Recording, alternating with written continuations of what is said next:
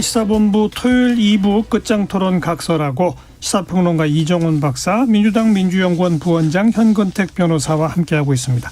민주당 관련 소식 짧게 하나만 좀 더 짚어볼게. 네.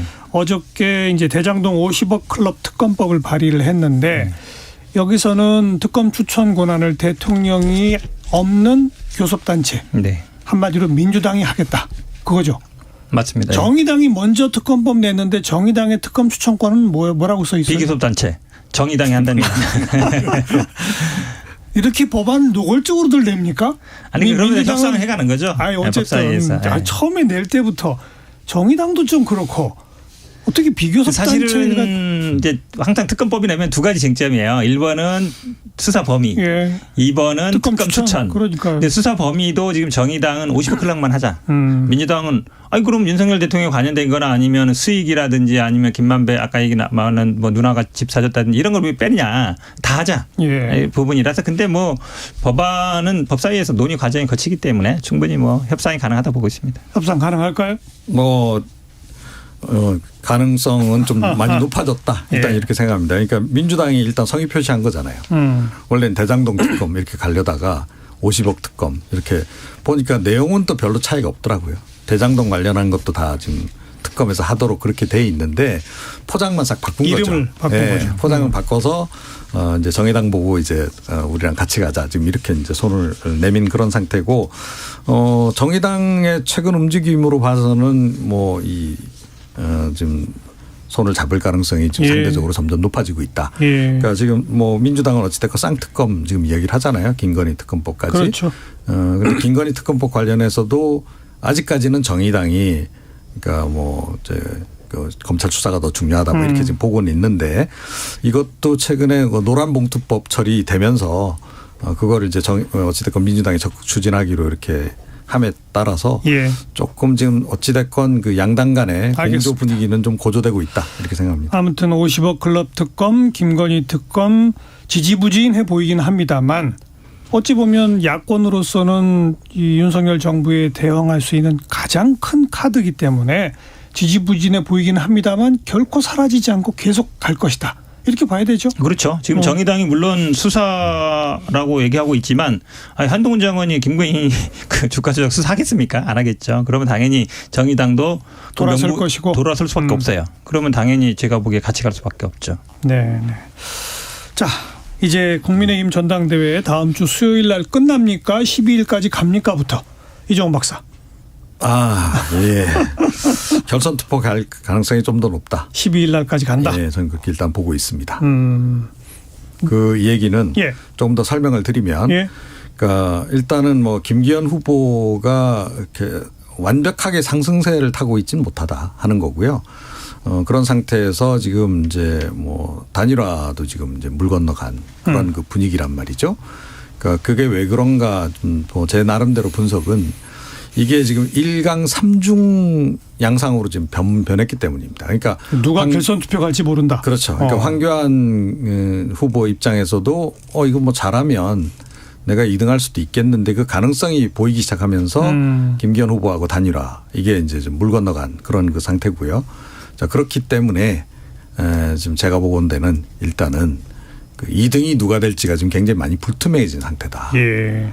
그리고 그런 아무래도 그런 상황 때문에 2위들 특히 이제 그 천하람 후보하고 황교안 후보가 조금 계속 상승세를 타면서 김기현 후보가 계속 주춤하고 있다라는 거죠. 네. 여전히. 네. 그 부분이 결국은 결선 투표 가능성을 높여주는 게 아닌가 그렇게 보고 있습니다. 현근택 변호사는 어떻게 생각하세요? 저도 그렇게 봅니다. 김기현 후보의 최근 행보를 보면 돼요.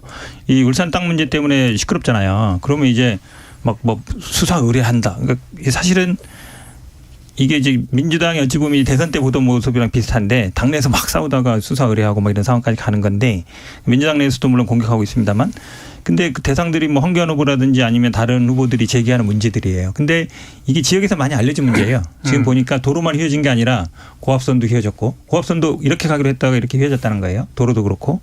근데 이 땅을 팔았다는 김모 씨하고 예전에도 다른 지역의 땅을 사서 거기 건물을 올린 적도 있는데 더 문제는 시장을 할 때 그분이 또 무슨 도시개발조합의 조합장이 돼서 인허가를 받으셨더라고요. 여러 가지 문제가 나오고 있는데 그게 다 황교안 후보가 제기하고 있는 거예요. 근데 이 부분이 물론 당원들은 영향이 없을 수는 있는데 국민들이나 일반인들은 보고 있거든요. 근데 요즘 당원이 거의 80만 이렇게 늘어났다는 거예요. 그러니까 예전보다 뭐 50만 정도 늘어났다는, 예전에처럼 이게 소수가 아니라 수도권에 있는 분들은 김기현 후보가 이게 과연 계속해서 총선을 이끌 수 있을까? 이런 생각을 할 거예요. 그러면 제가 보기에 뭐 결선 갈 수 있다라고 보고 있습니다. 네. 아까 그 금주의 진인물로 안철수 의원을 현근택 변호사가 꼽았잖아요. 그 어찌 보면 이 초반 판세에서는 아무튼 뭐 확고한 양강 구도식으로 가다가 제일 먼저 주저앉기 시작한 게 안철수 후보인 건 맞는 거 아닙니까? 그렇죠. 그죠? 그러니까 이제 천하람 후보가 나오면서 확실하게 이제 그 반윤 노선을 이제 표방하지 않았습니까? 그러면서부터 이제 표가 이제 그쪽으로 이제 빠지기 시작한 거죠. 천하람 후보가 뭐 제가 보건대는 완벽하게 지금 뭐 태풍급의 바람을 일으키고 있지는 않은 것 같아요. 예. 그럼에도 불구하고 2위 가능성이 점점점 높아지고 있는 건 분명하고, 추세적으로 볼 때 안철수 후보가 애매한 또는 어정쩡한 포지션을 취하는 동안에 어찌됐건 꾸준하게 그 포인트를 지금 얻어가고 있다. 그래서 저는 뭐 천하람 후보가 지금 2위가 될 가능성도 점점 높아졌고 있다, 이렇게 좀 보고 있습니다.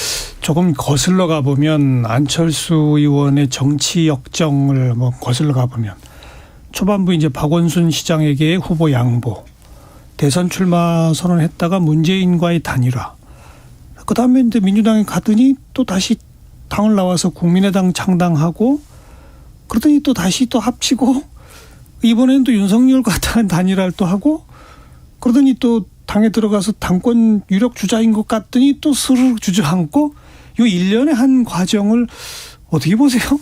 그러니까 뭐 이제 간단히 표현하자면 늘 뒷심이 좀 딸리는 이제 그런 거죠. 근데 그게 결국은 정치력 문제라고 저는 봅니다. 그리고 판을 좀 주도해 나가는 그런 역량이 역시 좀 떨어지는데, 정치를 뭐 어찌됐건 꽤 오래 지금 하지 않았습니까? 그러면 지금 안철수를 지지하는 분들 얘기 들어봐도 그 얘기를 많이 하세요. 그러니까 지금쯤은 뭔가 그런 역량을 좀 보여줘야 되는데 여전히 보이질 않는다 하는 거예요. 예를 들어서 이번 같은 경우에 천하람 후보로 인해서 본인이 이제 어찌됐건 지지율이 빠지는 비상사태가 벌어진 겁니다. 그럼 뭔가 좀 특단의 카드 같은 게 좀 필요하겠죠. 그죠? 그런데 그런 것을 지금 잘 보이질 못하고 있고, 그러면서 다른 한편에서는 여전히 윤석열 대통령에게 좀 의지하는 듯한 그런 애매한 포지션을 지금 계속 취한다는 거죠. 그래서 그 애매모호함이 결국은 지금 계속 발목을 좀 잡고 있는 그런 그 상황이 아닌가, 이렇게 생각을 합니다. 그 안철수 후보가 뭐 국회의원 몇 번 하려고 하진 않을 거 아니에요. 결국은 대통령 하고 싶은 건데 이렇게도 해보고 저렇게도 해보는데 다 잘 안 되는 거잖아요. 근데 사실 전당대회에서 뭐 좀 아슬아슬하게 2강으로 가서 2등이라도 했으면 당내에 뿌리 낼 수 있어요. 근데 지금은 그 상황도 안 해요. 제가 보기에 아마 이 국민의힘에서 또 뿌리 내리기 어렵다. 그러면 제가 보기에 이제 배제되거나 튕겨져 나갈 가능성이 많거든요. 그러면 사실은 또 밖에 나가서 혼자 뭐 만들거나 뭐 이럴 수 있을지 모르겠는데, 제가 보기에는 정치랑 좀 안 맞지 않나. 사업하시는 게 더 낫지 않나. 왜냐하면 안내분 잘 되고 있거든요. 확고한 양당 정치의 위력이에요. 어찌 보면 처음부터 안철수 카드는 새정치 바람을 가지고 시작된 거 아닙니까? 그러니까 이른바 제3의 길이었던 거예요. 역대 우리 한국 현대 정치사를 보면 제3의 길을 가려고 했던 사람들 많이 있습니다. 근데 누구도 성공하지 못했어요. 네. 안철수는 제3의 길로 가는 듯 하다가 제2의 길 쪽으로 자꾸 가서 붙었거든요. 그러니까 제3의 길을 또 꾸준히 처음부터 끝까지 걸어간 것이 아닌 이상한 양상이 돼버린 거죠. 참 우리 정치에서는 이런 건 쉽지 않다. 다시 한번 절감하게 되네요. 네. 그러니까 안철수 후보 같은 경우에 뭐 사실은 개인적인 그런 어떤 학습 능력이 그렇게 부족한가? 과연 그럴까? 이런 의문을 많이 갖게 되는데요. 근데 다른 건 모르겠는데 이 정치에 관한 한은 확실히 좀 학습 능력이 좀 떨어지시는 게 아닌가, 그런 생각이 들어요. 그러니까 이번 같은 경우에도 그러니까 어찌됐건 윤석열 대통령조차도 뭐 이 국정의 뭐 국정수행의 적이다 뭐 이렇게 규정을 하고 예. 나서지 않았습니까? 예. 그런 정도까지 되면 배수진을 빡 쳐야 되는 거죠. 예. 예. 저는 그 옛날에 그 3당 합당했던 3당 합당 직후에 뭐 이제 김영삼 전 대통령에 대해서 비난이 그때 야권에서도 굉장히 많이 쏟아지고 민주 세력 중에서도 이제 그런 분들이 많이 있었거든요. 그래서 그 당시에 YS가 이 노태우 대통령 앞에서는 더 당당한 모습을 예. 보여주려고 굉장히 일부러 이렇게 사실 연출을 한 거죠. 그런 광경들이 좀 퍼뜩 생각이 나요. 그러니까 이런 그 상황에서는 그러니까 뭐 본인이 그 3당 합당 얘기하기도 했었고 지난 그 단일화 과정에서 그러면 그 당시 YS처럼 예. 그런 좀 그 면모를 보여줘야 된다. 굳건하다라고 하는 거를. 그런데 그것이 자꾸 흔들리는 것이 좀 문제가 아닌가 이렇게 생각합니다. 뭐 제가 봐도 그래요. 사실은 이제 좌충우돌 말씀처럼 제3의 길도 있지만 그래도 이분이 버티는 거는 뭐 경제력이라든지 이런 게 있으니까 버티는 거고 다른 사람 같으면 벌써 내가 보기에 포기했을 것 같은데 아직 모르겠어요. 제가 보기에는 다시 그 국민의힘에 붙어 있을지 아니면 다시 나올지 모르겠지만 근데 이제 국민의힘에서 대선 후보가 될 가능성은 점점 멀어지고 있거든요. 그렇죠. 당대표도 지금 뭐 2등도 아니라 3등 한다 그러면 다음에 그냥 국회 한번 나와서 더 하는 게 무슨 의미가 있겠냐. 고민할 거예요 본인이. 어쨌든 다음에 대통령 후보 안 될 것 같고 그럼 나는 대선 나가야 되겠고 그러면 제가 보기에 선택길은 또 나와서 하는 거거든요. 근데 그게 과연 본인한테 어느 정도 도움이 될란가 잘 모르겠어요.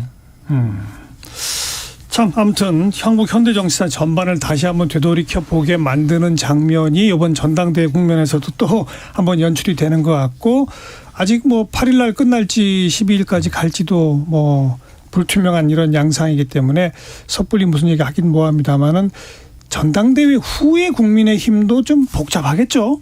네, 당연히 그렇죠. 간단치 않겠죠. 예, 그렇습니다. 그러니까 대통령이 나서고 윤핵관들이 나서고 예. 그래서 집중적으로 김기현 후보를 미는데 예. 김기현 후보의 지금 최근에 뭐 여론조사 이렇게 지지율 결과를 보게 되면 그 정도로까지 지금 확고하지 못하죠. 확고하지 못하다는 거죠. 그렇다고 그래서 그러면 대통령이나 뭐 이제 예를 들어서 뭐 윤핵관들이 밀어 주는 것만으로 부족하다 그러면 사실 개인기로라도 그걸 돌파해 나갈 필요가 있는 거죠. 개인적으로 정치력이 뛰어났다라고 한다면 제가 보건대는 이 최근에 1년의 그런 전반적인 환경으로 봐서는 지금 정도에는 뭐 여론조사하면 한 60% 이상 나와야 됩니다. 그런데 그렇지 못하다. 안 되죠. 예. 하는 거예요. 뭐 어렵게 해서 결국은 당대표가 될 수도 있다라고 보는데 그럼 그렇게 되더라도 그러니까요. 힘을 제대로 쓸 수 있는 당대표는 절대 되게 어려운 거고 예. 결국은 뭐 윤석열 대통령 힘에 의해서 그냥 된 사람 이렇게 지금 자리매김이 될 가능성이 굉장히 크다. 예. 그게 뭐 윤석열 대통령이나 뭐 대통령실이 또는 윤핵관들이 바라는 그림인지는 모르겠으나 그런 그 상태에서 과연 이 당내 그 어떤 분란이라든가 이런 것들을 다 잘 조율을 해 나가면서 리더십을 과연 발휘할 수 있겠는가 하는 부분입니다. 비주류들의 목소리는 점점 더 조직화되고 커질 것이고. 그렇죠. 예. 참 정치 조용할 날이 없습니다. 네, 여기까지 합시다. 끝장 토론 각설하고 시사평론가 이종훈 박사, 민주당 민주연구원 부원장 현근택 변호사 두 분과 함께했습니다. 두 분 수고하셨습니다. 네, 수고하셨습니다. 감사합니다. 네. 밥 시거 앤 실버 블릿 밴드가 부르는 Against the Wind 들으시고요. 전 내일 또 뵙죠. 안녕히 계세요.